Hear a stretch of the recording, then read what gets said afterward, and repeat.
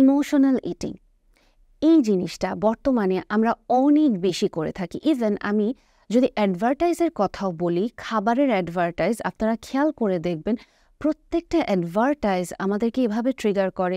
Bore feel করছেন, আপনি এই চিপস খান। বোর ফিল করছেন, আপনি এখন এই খাবারটি খান। এবং আপনার কিছু ভালো লাগছে না, আপনি এই বার্গারটি খান। এবং বিভিন্নভাবে আমাদের ইমোশনকেই ট্রিগার করে করে কিন্তু খাবারের অ্যাডভার্টাইজমেন্টগুলো তৈরি করা হয়ে থাকে।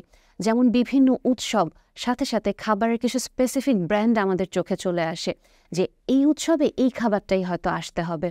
আরও যদি আমরা বলে থাকি যে বিভিন্ন উৎসবের কথা মনে করলেই আমরা অ্যাডভার্টাইজমেন্ট বাদ দিয়েও যদি নিজের পরিবারের দিকে চলে আসি, আমরা কেন জানি না উৎসবের সাথে খাবারের একটা সংযোগ করে ফেলি।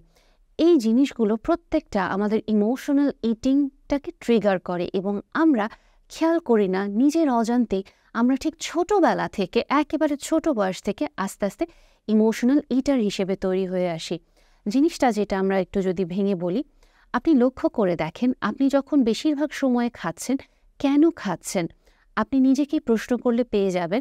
আপনি দুটো সাইকেল ফলো করেন সাধারণত খাওয়ার সময়টাতে। একটা আমি যদি বলি প্লেজার সাইকেল, আরেকটা আমরা স্যাড সাইকেল।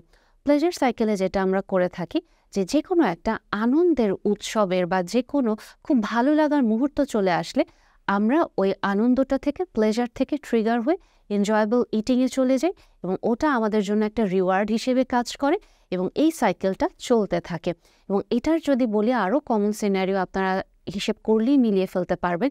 বর্তমানে বন্ধু আড্ডা বা যে কোনো গেট টুগেদার বলেন বা যে কোনো কিছু, কারোর সাথে অনেক দিন পর দেখা হবে, কোথায় দেখা করি? আমরা রেস্টুরেন্টে দেখা করি। আমাদের আর কোনো রিক্রিয়েশনের জায়গা নেই। আমরা ইভেন সিনেমা দেখতে যাব, ওখানেও আমরা খাবার নিয়ে যাচ্ছি। কাজেই আমরা যে কোনো জায়গাতেই যাচ্ছি, আমরা খাওয়ার মাধ্যমে আনন্দটাকে পরিপূর্ণ করতে চাচ্ছি। কেউ ভালো রেজাল্ট করলো, কবে আমরা ট্রিট পাবো? কারো প্রমোশন হলো, কবে আমরা খাবো? কারো কোনো সুসংবাদ, আমরা অবশ্যই খাওয়ার কথাটাকেই নিয়ে আসি শুরুতে। এছাড়াও এখন যদি আমরা স্যাডনেসের দিকে আসি, এটা আমাদের ভেতরে মহামারী আকারে চলে আসছে। মন খারাপ, খাবো। একা লাগছে, খাবো। রেগে যাচ্ছি, খাবো।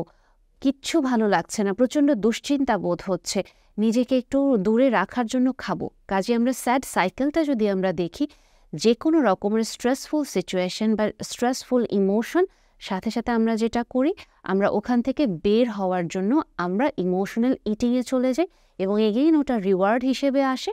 আমরা ফলশ্রুতিতে আমরা তখন আবার এই যে স্যাড সাইকেলটা বা স্ট্রেস সাইকেলটা ফলো করি খাবারের জন্য এবং আমরা নিজের অজান্তেই এই সাইকেলগুলোতে এত বেশি নিজেদেরকে ইনভলভ করে ফেলি, কখনো আমরা বের হওয়ার চেষ্টাও করি না বা বোঝার চেষ্টা করি না যে আমার কি আসলে ক্ষুধা লাগলে আমি খাচ্ছি নাকি আমি আসলে অনুভূতির বশবর্তী হয়ে খাচ্ছি।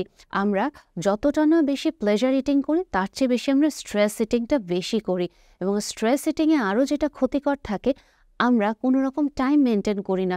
ওটা আমরা মাঝরাতে খেতে পারি, দিনের বেলা খেতে পারি, যে কোনো সময় তো খাই, যেটা আমরা প্লেজার ইটিংয়ে করি। কিন্তু আরও যেটা স্ট্রেস ইটিংয়ের জন্য ক্ষতিকর, কর্টিসল হরমোনটা রিলিজ হয়ে যায়, যেটা কিনা আমার শরীরকে আরও বেশি গ্লুকোজ তৈরি করতে হেল্প করে এবং ফলশ্রুতিতে ও ফ্যাটে কনভার্ট হয় এবং চর্বিটা জমে যায় এবং আস্তে আস্তে আমার শরীরে বাসা বাঁধে বিভিন্ন রকমের অসুখ বিসুখ।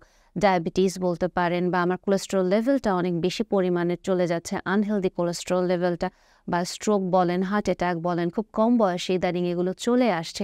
এগুলো কিন্তু এখন আর আমরা বলি না বেশি বয়সের অসুখ, কারণ আমাদের এই আনহেলদি লাইফস্টাইলের কারণে, ইটিং প্যাটার্নের কারণে এটা এখন অনেক কম বয়সেই দেখা যায়।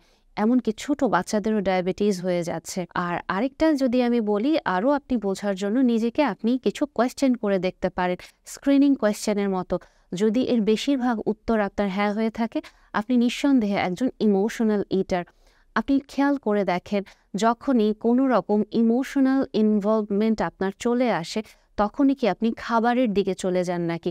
আনন্দের সময় বলেন, কষ্টের সময় বলেন, বা একা থাকার মুহূর্ত বলেন, বা আপনার এংজাইটি মোমেন্ট বলেন, বা রেগে যাওয়ার কোনো সময় বলেন, আপনি যে কোনো অনুভূতির সময়ে কি খাবারের কাছে চলে যান নাকি? দ্বিতীয় যে জিনিসটি খেয়াল করবেন, আপনি যখন ইমোশনাল ইটিং করেন, বিশেষ করে যখন স্ট্রেস ইটিং করেন, আপনি কি তখন একা থাকতে চেষ্টা করেন নাকি আশেপাশে কেউ না থাকলে আপনি কমফোর্টেবল ফিল করেন এবং আপনার মন মতো, ইচ্ছে মতো আপনি বেশি পরিমাণে খেতে পারেন, যাতে আপনি নিজেকে ওখানে ইনভলভ রেখে আপনার কষ্টটাকে সাময়িকভাবে ভুলে থাকতে পারেন? তৃতীয়ত, খাওয়ার সময় আপনার কি এটা মনে হয় নাকি এই খাবারই একমাত্র আমাকে বুঝতে পারে, এই খাবারই আমার একমাত্র বেস্ট ফ্রেন্ড, ও ছাড়া আমার লাইফে আর কিছু নাই, কি আছে জীবনে, এত প্যারা নিয়ে কি করব, খাওয়াই জীবন, খাওয়াই মরণ, খেতেই থাকি, এই থটগুলো আসতে থাকে নাকি? 4 নাম্বার যে জিনিসটা আপনি খেয়াল করবেন, আপনি যখন এই এপিসোডটা শেষ করেন, স্ট্রেস ইটিংয়ের এপিসোডটা, এরপরে কি আপনার গিল্ট ফিলিং কাজ করে নাকি? ইভেন প্লেজার ইটিংয়ের পরেও আমাদের কিন্তু গিল্ট ফিলিং কাজ করতে পারে, কারণ আমরা হয়তো মাইন্ড সেট আপটা এভাবে রাখছি আমি একটা হেলদি লাইফে চলে যাব, কিন্তু সেই জায়গায় আমি যখন এই স্ট্রেস ইটিং করছি বা আমি প্লেজার ইটিং করছি, আমি আমার ট্র্যাক থেকে ডেভিয়েট হয়ে যাচ্ছি, এবং আমি যদি একবার ট্র্যাক থেকে ডেভিয়েট হয়ে যাই, আমি আবার ফিরে আসতে পারছি না, যেটা কিনা আমাকে অনেক বেশি কষ্ট দেয়। সো আপনি কি কোনো গিল্ট রেসপন্সে চলে যাচ্ছেন নাকি, এবং এটা কি আপনার একটা সাইকেল হয়ে যাচ্ছে নাকি? খাওয়া গিল্ট রেসপন্স, খাওয়া গিল্ট রেসপন্স, এর জিনিসগুলো যদি আপনি অনেক বেশি ফেস করে থাকেন এবং উত্তরগুলো যদি আপনার হ্যাঁ হয়ে থাকে, তাহলে আপনি অবশ্যই একজন ইমোশনাল ইটার বা আপনি একজন স্ট্রেস ইটার। এবং আপনাকে যেটা করতে হবে, আপনাকে আপনার ইমোশনটাকে আইডেন্টিফাই করতে হবে, এবং আপনাকে ওই সময়টাতে দেখতে হবে যে আসলে আপনি কি স্ট্রেস ইটিং করছেন না প্লেজার ইটিং করছেন। যদি প্লেজার ইটিং করেন, আপনি যেটা করেন অন্য আর কিভাবে আপনি রিক্রিয়েশন করতে পারেন, অন্য আর কিভাবে ফ্রেন্ডদের সাথে হ্যাং আউট করতে পারেন বা ভালো সময়টাকে আপনি ধরে রাখতে পারেন বা সেলিব্রেট করতে পারেন, এটা আপনাকে খুঁজে বের করতে হবে। আর যদি আপনি মনে করে থাকেন যে আপনি একজন ইমোশনাল ইটার বা স্ট্রেস ইটার, সেই ক্ষেত্রে আপনার স্ট্রেস নিয়ে আপনাকে কাজ করতে হবে। যদি আপনার সিভিয়ার লেভেলের স্ট্রেস থাকে, ডিপ্রেশন, অ্যাংজাইটি থাকে, অবশ্যই আপনাকে প্রফেশনাল হেল্প নিতে হবে, কারণ যে খাবারের উপরে আপনি নির্ভরশীলতা দেখাচ্ছেন, সেই খাবারের সাথে স্ট্রেসের কারণে আপনার একটা লাভ হেট রিলেশনশিপ হয়ে যাচ্ছে, যেটা আপনার জন্য আরও আনহেলদি। একে তো আপনি ইমোশনাল সাফার করছেন, এবং এই ইমোশনাল ইটিংয়ের কারণে আপনি ফিজিক্যাল সাফারিংস ডেকে নিয়ে আসছেন, এবং আলটিমেটলি আপনি ধীরে ধীরে একজন টক্সিক মানুষে পরিণত হয়ে যাচ্ছেন, এবং আপনার মনে হচ্ছে আপনার লাইফের সব কিছুই খারাপ, কারণ আপনি একটা আনহেলদি হ্যাবিট থেকে বের হওয়ার জন্য আপনি আরও কতগুলো আনহেলদি হ্যাবিটে জড়িয়ে যাচ্ছেন। কাজেই আপনাকে অবশ্যই খেয়াল করতে হবে, আপনি কি ক্ষুধা লাগছে বিধায় খাচ্ছেন, নাকি আপনি অনুভূতির বশবর্তী হয়ে খাচ্ছেন।